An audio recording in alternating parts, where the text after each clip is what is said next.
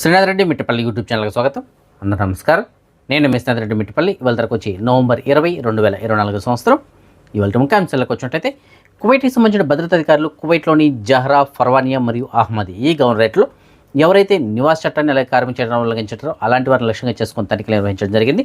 ముఖ్యంగా Jahra, Farwaniya, Ahmadi, ముత్లా, జిలిబల్ Sheikh, Hassawi, ఫహిల్ మరియు మహబూలా ఈ ప్రాంతాల్లో తనిఖీలు నిర్వహించడం జరిగింది.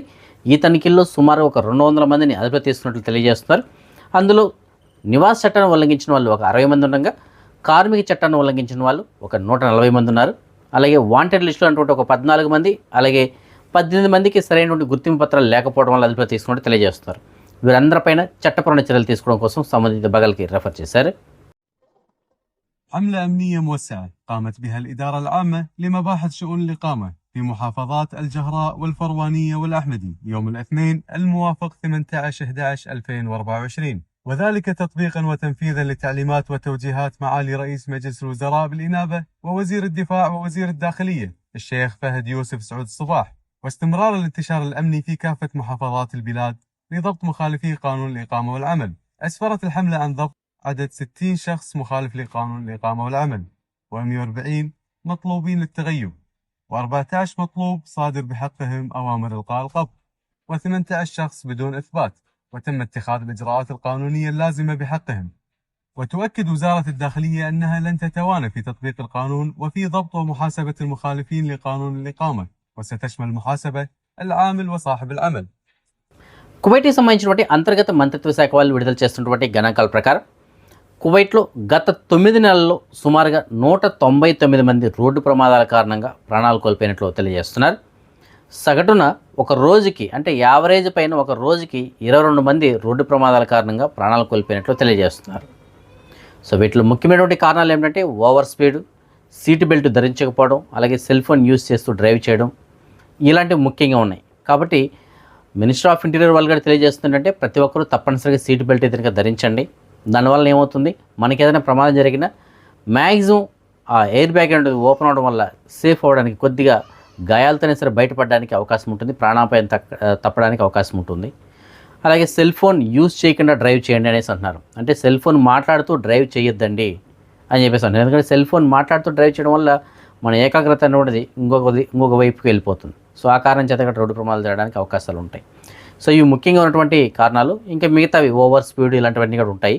సో ఏదైనప్పటికీ డ్రైవర్ సోదరులందరూ కూడా తగినటువంటి జాగ్రత్తలు తీసుకొని డ్రైవింగ్ పైన శ్రద్ధ పెట్టి డ్రైవ్ చేసినట్లయితే ఇలాంటి ప్రమాదాలు నివారించవచ్చు అని చెప్పేసి తెలియజేస్తున్నారు. కువైట్కి సంబంధించినటువంటి మత వ్యవహారాల మంత్రిత్వ శాఖ వాళ్ళు ఈ నెల 23వ తారీఖున అనగా రానున్నటువంటి శనివారం రోజున కువైట్లోని మసీదుల్లో వర్షం కోసం ప్రత్యేకమైనటువంటి ప్రార్థనలు నిర్వహించాలని చెప్పేసి ఒక నోటిఫికేషన్ని జారీ చేశారు. కువైట్లో చలికాలం ప్రారంభమైంది. చలికాలం ప్రారంభంగానే బయట దేశాల నుంచి కువైట్కి వచ్చేటువంటి వలస పక్షుల సంఖ్య కూడా పెరుగుతుంది. ఇందులో భాగంగానే ప్రస్తుతానికి వేలాదిగా వలస పక్షులు అయితే కువైట్ చేరుకుని అందులో ఎక్కువ భాగం ఫ్లెమింగోస్ ఉన్నాయి.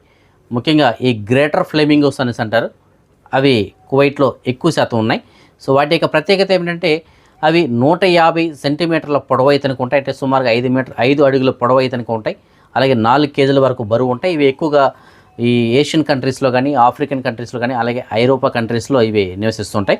సో ఈ శీతాకాలంలో ఇవి కువైట్కి వచ్చి కొద్ది రోజులు ఉండి ఇక్కడి నుంచి మళ్ళీ ఇవి శీతాకాలం ముగిసే సమయానికి వెళ్ళిపోతూ ఉంటాయి.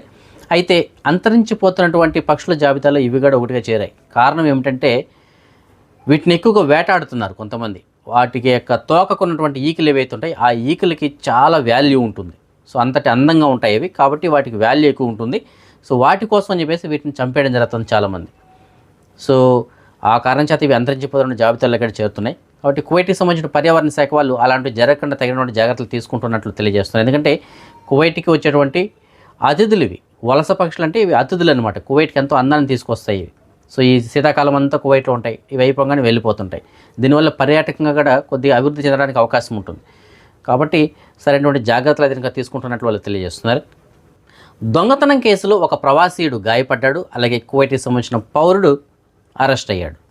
దీనికి సంబంధించిన వివరాలు మనం చూసుకున్నట్లయితే సాల్మియా ప్రాంతంలో ఈ సిగరెట్స్ అమ్మేటువంటి ఒక దుకాణంలో పనిచేస్తున్నటువంటి 31 సంవత్సరాల వయసు గల ఒక ప్రవాసీయుడిని 24 సంవత్సరాల వయసు గలటువంటి ఒక కువైట్కి సంబంధించిన పౌరుడు ఈ సిగరెట్స్ ప్యాకెట్స్ కావాలని చెప్పేసి అడిగాడు.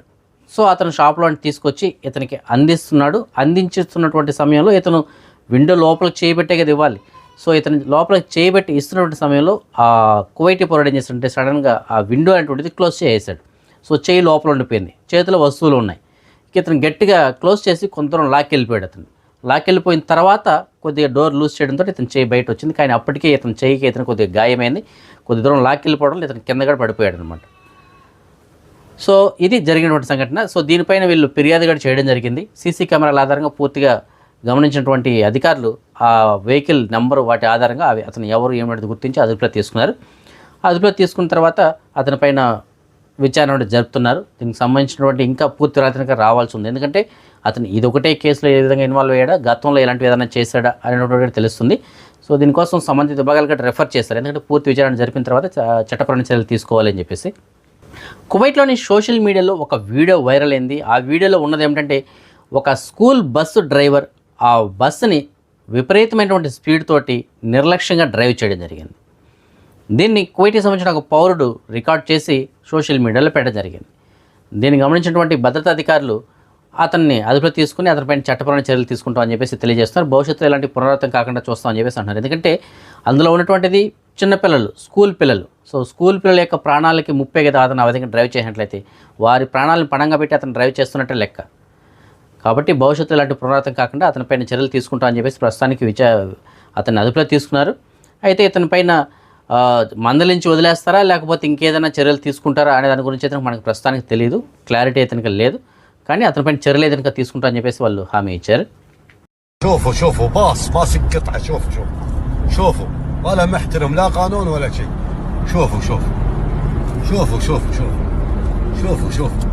هذا رغمه باص مو عادي باص وماسك القطعه ومروح. شوفوا باص.